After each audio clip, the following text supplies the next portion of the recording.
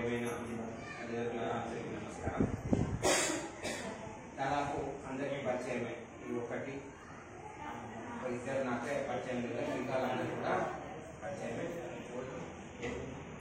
ఈ సమావేశంలో ముఖ్యమైన ఉద్దేశం ఏంటి అంటే ప్రతి నెల పిల్లల యొక్క తల్లిదండ్రులు ఉపాధ్యాయులు పిల్లల అభివృద్ధి గురించి మాట్లాడుకోవాలి. డబ్బులు ఏం అడగరు, మీరు చందాలు ఇచ్చుకొని ఏం అడిగే పరిస్థితి మన దగ్గర లేదు. కావాల్సినంత మన బడికి అన్ని సౌకర్యాలు ఉన్నాయి, గవర్నమెంట్ ఇస్తుంది. ప్రభుత్వం ఆలోచన ఏంటి, కేవలం మీ పిల్లల చదువు గురించి వీళ్ళతో మీటింగ్ పెట్టించింది ప్రభుత్వమే. ఎందుకంటే ఆ ప్రభుత్వం పెట్టమంటే పెడతారో పెట్టారో, అన్ని స్కూళ్ళలో పెట్టకపోవచ్చు, ఇంట్రెస్ట్ ఉన్న స్కూళ్ళలో పెట్టారు, ఇంట్రెస్ట్ లేని స్కూళ్ళలో పెట్టారు. అందుకే ప్రభుత్వం ఏంటంటే ఖచ్చితంగా 3వ శనివారం తల్లిదండ్రులు ఉపాధ్యాయులు సమావేశం ప్రతి నెల. దాంతోనే మన పిల్లలు ఏం చదువుతున్నారు ఏంటిది. ఇక్కడ చూడండి, మీరు ఎంత ధైర్యంగా మా సబ్జెక్ట్ టీచర్లు అందరినీ పరిచయం చేసినారు.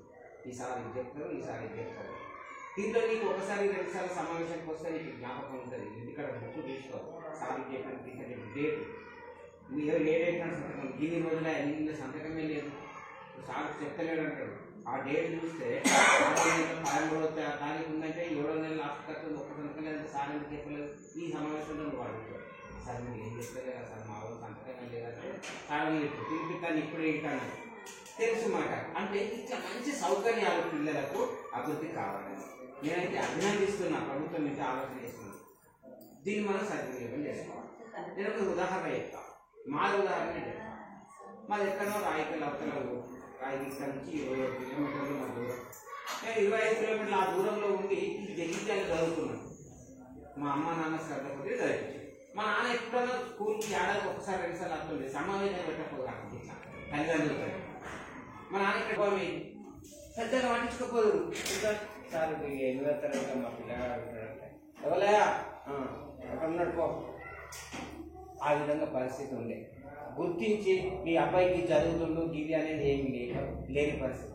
కానీ ఇయ్యాల నాకు అనిపిస్తుంది, మా నాన్ననే పట్టించుకోలేని పరిస్థితి ఆ రోజులో ఉంటే అయినా మేము చదువుకున్నాం. గౌరవం ఇచ్చిండ్రు మా నాన్నలు, చాలా నేను తక్కువ చేసి గౌరవం ఇచ్చి మేము చదువుకున్నాం.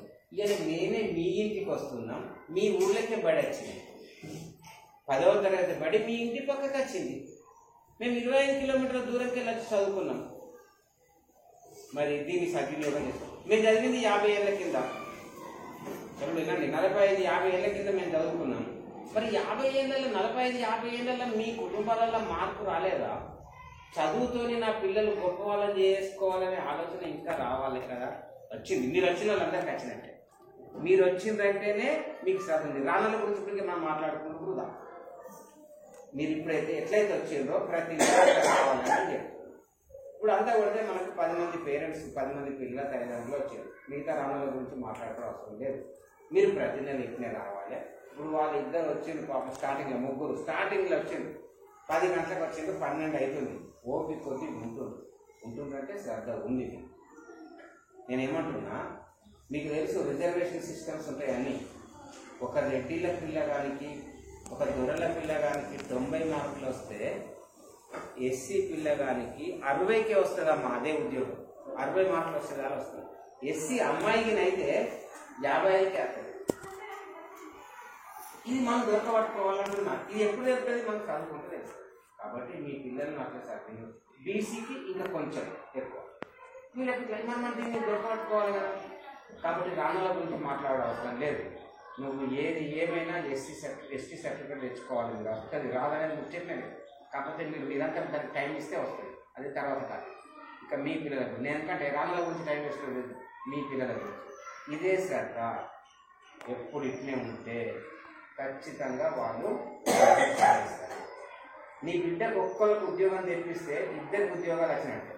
అల్లుడు ఉద్యోగాలు దొరుకుతాడు, దుబాయ్ దొరుకుతాడు, ఇతమా ఉద్యోగం దొరుకుతాడు. అంటే ఒక్కళ్ళని చేస్తే ఇద్దరు, ఒక్కళ్ళు చేస్తే ఇద్దరైతే. ఇప్పుడు మాకు ఎప్పుడు తెలిసింది అంటే డాక్టర్ చదివించిన సంగతి తెలిసింది. డాక్టర్ కొడుకు ఖర్చు పెట్టి చదివిస్తాడు, ఇంత ఖర్చు పెడుతుండు, అరే ఇంత ఖర్చు పెడుతున్నావు కొడుకు అంటే ఏముందా దీనికి పోయి ఖర్చు పెడతాం. ఈ డాక్టర్ కొడుకు కూడా డాక్టర్ వస్తుంది, 2 డాక్టర్లు చేసినట్టు మనం ఒక్కళ్ళు ఖర్చు పెడితే 2 వస్తుంది. అట్లనే అది ఆ కాలం పోతే ఇప్పుడు నీ బిడ్డలు చదివిస్తే చదువుకున్నాడే దొరుకుతాడు, కుటుంబం పరిస్థితి మారుతుంది. నిన్ననే ప్రాప్తంగా మా పిల్లలు మంచి సూక్తి చెప్పారు. బీదరికం నుంచి ధనవంతుడు కావాలంటే చదువు ఒక్కటే మార్గం. ఉన్నోళ్ళు కాదు, బీదరికం నుంచి ధనవంతుడు కావాలంటే చదువు ఒకటే మార్గం అని చెప్పారు. కాబట్టి మీ పిల్లలను సాధ్యమవుతుంది సాధ్యమవుతుంది సాధ్యమవుతుంది సాధ్యమవుతుంది. వాడైతే టాప్ ఇంటెలిజెంట్ కానీ చేతులాడు. ఈ మాట చెప్తే మన కోపం ఏమనడం లేదు. పాపం ఆమె కూడా నోరు తెరలేకపోతుంది. వాడు వాడు మేడం చెప్పింది కదా, చెప్పిండు వాడు ఇంటే రాయేసేంత శక్తి ఉంది కానీ అది లోపల మన నీరు కూడా అన్నాడు, వాడు నీరు కూడా అన్నాడు. నాగరాజు నాగరాజు చెప్తాడు కానీ నేనేం చెప్తున్నా వాడికి అద్భుతమైనటువంటి తెలివి ఉంది.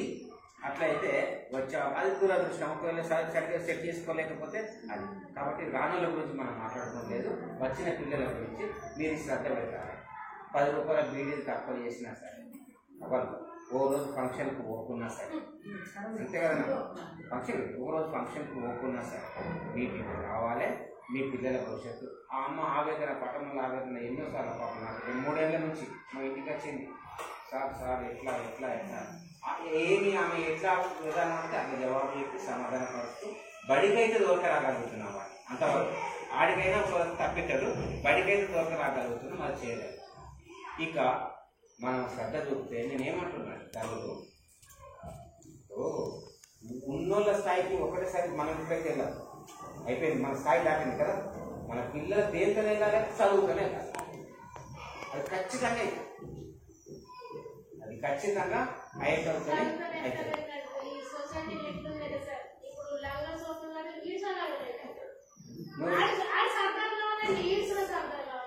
ఇప్పుడు వాడిని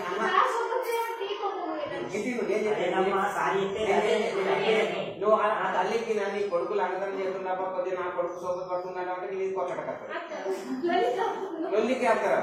అట్లున్నది చాలా మాటలు ఉంది. అది నింద వేసుడు కాకుండా మనం దొరకబట్టుకొని మనం సమయం నుంచి కాపాడుకొని మీ పిల్లల అయితే మా సార్ చెప్పింది కదా, 10 మీకు కూడా టీం అట్నే ఉంటుంది. మా నగరాన్ని వాళ్ళ ఫ్రెండ్స్ వాళ్ళ టీం అట్నే ఉంటుంది. మెసేజ్ పెట్టుకుంటారు, ఈ రోజు మనం పోవటం లేదు, వాళ్ళందరూ ఇప్పుడు దాన్ని మనం బాధపడేది చెప్తాను. నేను ఏమంటున్నా అంటే వాని కర్మ చెప్పేంత వరకు మన బాధ్యత, తర్వాత కర్మ ఫలితం అనుభవిస్తారు. దానికి ఎవరైనా ఇచ్చే నేను నిన్ననే వాళ్ళ క్లాస్లో కూడా చక్కటి ఉదాహరణ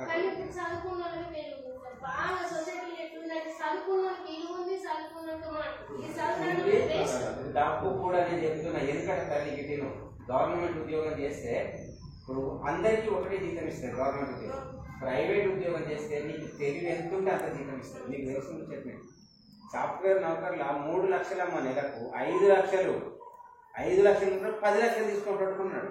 నెలకు 15,000 చేసేటట్టుకున్నాడు. తెలివిని బట్టి జీతం ఉంది.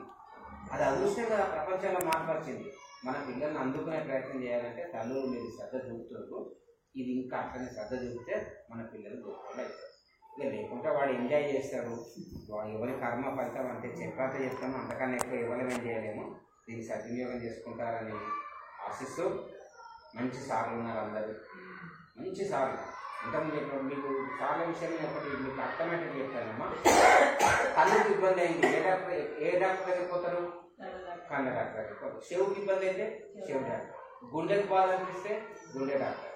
అందరు డాక్టర్లు, అందరూ వీళ్ళందరూ స్పెషలిస్ట్లే. ఏ సబ్జెక్ట్ ఆ సబ్జెక్ట్ స్పెషలిస్ట్.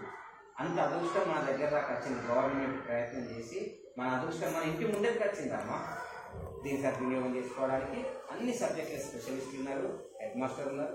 ఏ బడిలో ఇట్లా అందరు ఉండరు, ఈ బడిలో అందరూ ఉన్నారు. హెడ్ మాస్టర్ సపరేట్ పరిపాలన చూడడానికి, ఆఫీస్ అంతా చూసుకోవడానికి ఒకళ్ళు ఉన్నారు, సబ్జెక్ట్ చూసుకోవడానికి, ఆటలు ఆడిపించడానికి ఒక సబ్జెక్ట్ ఇక్కడ ఉంటే మిగతా క్లాసులు అంతా డిస్టర్బ్ కాకుండా ఒకసారి చూసుకుంటాం డాక్టర్ సార్.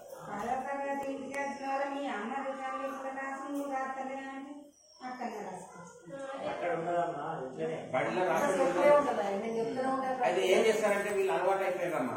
ఏదన్నా సార్ ఒక టైం దొరికితే లేకపోతే టక్క రాసు దండన వేసి ఒడగొట్టి పారేసుడే కానీ తల్లి 10th తరగతి పాస్, తల్లి 10th క్లాస్ పాస్. వాడు కూడా పాస్ అవుతాడు తెలుసు, వాడు కూడా పాస్ అవుతాడు. అట్లా ఇప్పుడు వాడికి ఎవరు చెప్పాలి చెప్పు. అందుకే ఇప్పుడు చెప్తే వినేవాళ్ళు. పట్టణ వాళ్ళ గురించి నువ్వు బాధపడకు, డిస్టర్బెన్స్ రాకుండా చూడు. చదువు నశివ ఎంత ప్రయత్నమైతే అంత వస్తుంది. లంగతనం చేయకుండా ఇప్పుడే పోతే వాళ్ళే బుద్ధిమంతులు అవుతుంది. మీ ఆడపిల్లల గురించి మీరు శ్రద్ధ చూపాలి, సమయం ఇవ్వాలి. మీ ఆడపిల్ల